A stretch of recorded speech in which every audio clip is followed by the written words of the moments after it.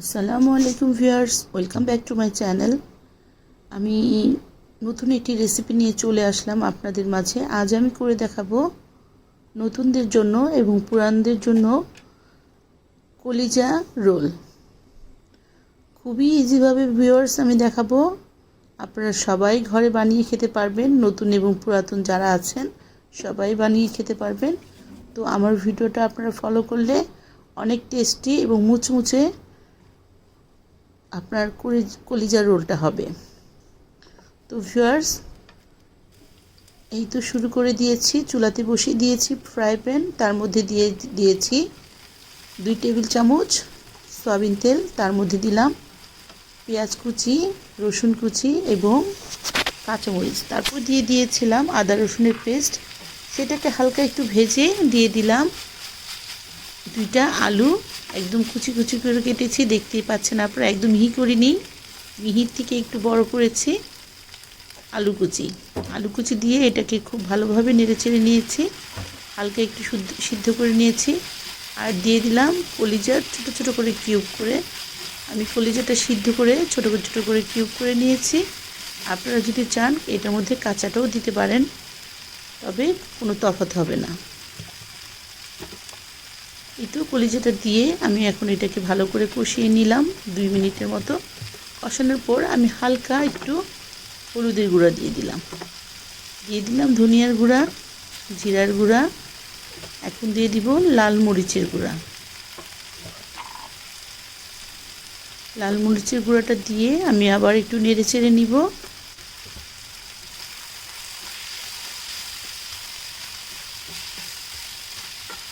আমি ভিউয়ার্স কাঁচামরিচটা আনাম দিয়েছি, আপনারা চাইলে এটাকে ছোট ছোট করে কিউব করে দিতে পারেন। আমার ভালো লাগে বড় বড় কাঁচামরিচটা দিতে, আপনারা চাইলে এটা ছোট করে দিয়ে নিতে পারেন। এই তো এটা নেড়ে চেড়ে আমি দিয়ে দিলাম হাফ কাপের মতো পানি।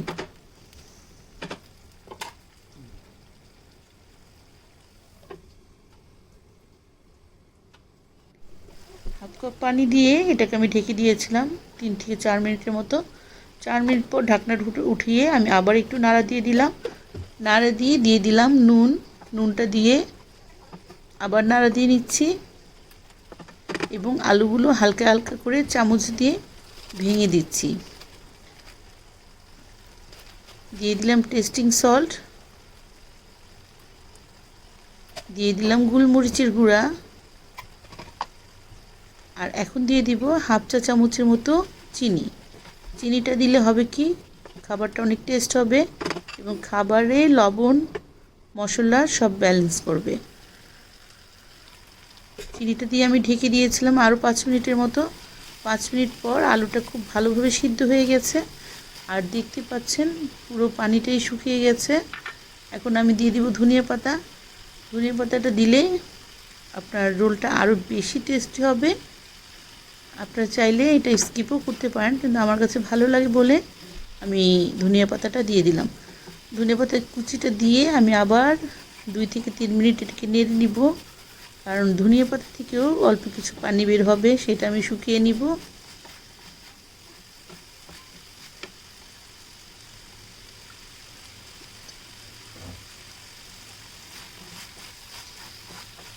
দেখতেই পাচ্ছেন ভিউয়ার্স, আমি এটাকে প্রায় 3 থেকে 4 মিনিট এটাকে ধনিয়া পাতা দেওয়ার পর নেড়ে নিচ্ছি, আর আলুগুলো আমি ভেঙে দিচ্ছি। আমার হয়ে গেছে। এটাকে আমি এখন একটা প্লেটের মধ্যে ঢেলে নিব। এই তো প্লেটে ঢেলে নিলাম।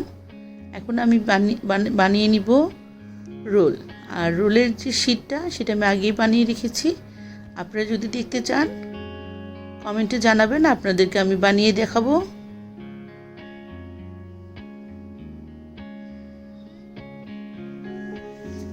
এই তো ভিউয়ার্স, আমি শীটটা বানিয়ে ফেলেছি, কলিজার পুরটা আমার হয়ে গেছে। এখন আমি এটা একটা লিকুইড ব্যাটার তৈরি করব আপনার রোলটা সিল করার জন্য।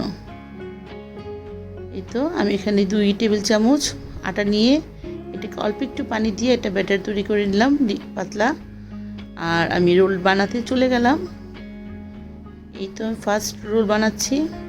দেখতেই পাচ্ছেন একটা প্লেটের মধ্যে এটা শীট নিয়ে নিলাম। শীটটা নিয়ে ব্যাটারটা আমি চারপাশে দিয়ে পুরটা মাঝখানে দিয়ে নিলাম। এটা আপনারা দেখে বুঝে নিতে হবে। ব্যাটারটা আমি চারপাশ দিয়ে এই তো সাইড দিয়ে ভাঁজ করে দিলাম। এখন আমি 2 আঙ্গুল দিয়ে এটাকে ঘুরিয়ে নিব।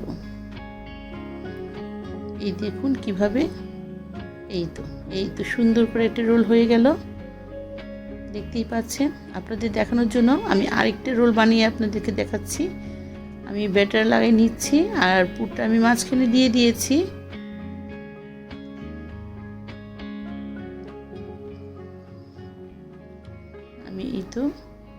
আমি আটা দিয়ে যে ব্যাটারটা তৈরি করেছি সেটা চারপাশে লাগিয়ে নিলাম। এটা লাগালে হবে কি, যখন আমি ভাজবো তখন এটা খুলবে না, আপনারা অনায়াসে এটা ভেজে নিতে পারবেন।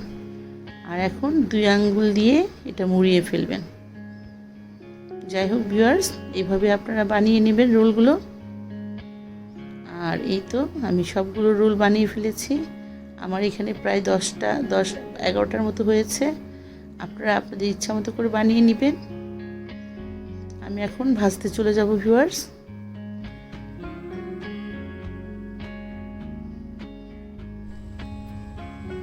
চুলাতে আমি ফ্রাই প্যান বসিয়ে এখানে পর্যাপ্ত পরিমাণ সয়াবিন তেল দিয়ে দিয়েছি।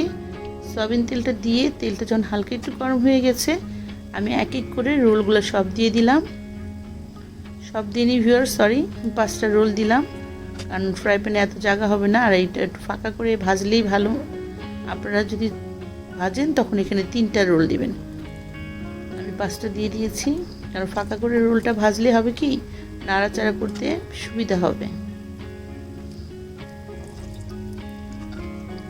ভিউয়ার্স, এর মধ্যে ছোট্ট করে একটি রিকোয়েস্ট করে নিচ্ছি আমি। আমার ভিডিওগুলো যদি ভালো লাগে অবশ্যই ছোট্ট করে একটি লাইক দিয়ে আমার পাশে থাকবেন। আর নতুন ভিউজ হলে অবশ্যই আমার চ্যানেলটা সাবস্ক্রাইব করবেন। আর পুরাতন যারা করেছেন তাদেরকে অসংখ্য ধন্যবাদ।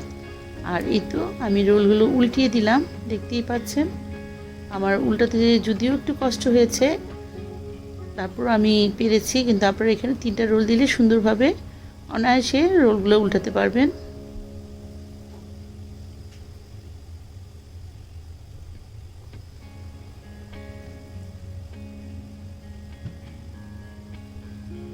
ঘুরিয়ে ঘুরিয়ে সুন্দর করে চারো সাইড মুচমুচে করে ভেজে নিতে হবে।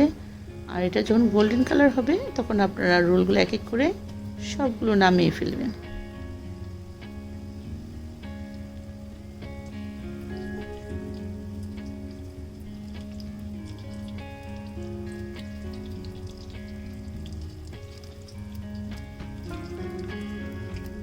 আমি কীভাবে ঘুরিয়ে ঘুরিয়ে দিচ্ছি নিশ্চয়ই আপনারা ফলো করছেন। আপনারাও ঠিক এভাবে ভেজে নেবেন, তাহলে দেখা যাবে চারো সাইড সুন্দরভাবে হয়ে গেছে। আমি এখন উঠিয়ে ফেলবো। আর এই উঠাতে গিয়ে আমার হাতে এই গরম তেল পড়েছে ভিউয়ার্স, আপনারা সামনেই দেখতে পাবেন।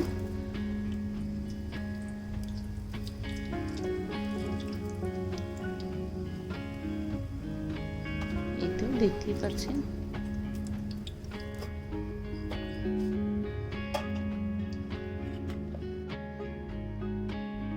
ভিউয়ার্স, আমি মোটামুটি সবগুলোই ভেজে ফেলেছি।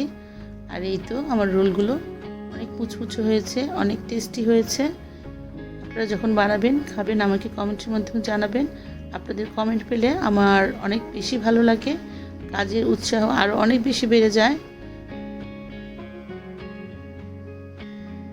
আর দেখতেই পাচ্ছেন শব্দ হচ্ছে, মুচমুচে হয়েছে ভালো।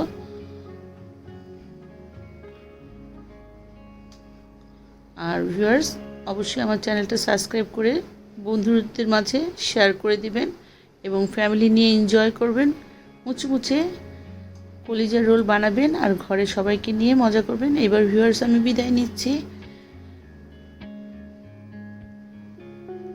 এরপরেই দেখতে পারবেন ভিউয়ার্স আমার হাতের মধ্যে লবণ লাগানো আছে, কারণ হাতের মধ্যে আমার তেল পড়েছে, এই জন্য আমি হাতে লবণ লাগিয়েছি। এই তো আমার হাতে লবণ লাগানো আছে। আর ভিতরটা দেখুন কতটা ইয়াম্মি হয়েছে। যাই হোক ভিউয়ার্স, আমি এখন বিদায় নিচ্ছি। আপনারা সবাই ভালো থাকবেন। বাইরে বের হলে মাস্ক পরে বের হবেন, সাবধানে বের হবেন। এবার বিদায় নিচ্ছি ভিউয়ার্স, আল্লাহ হাফেজ।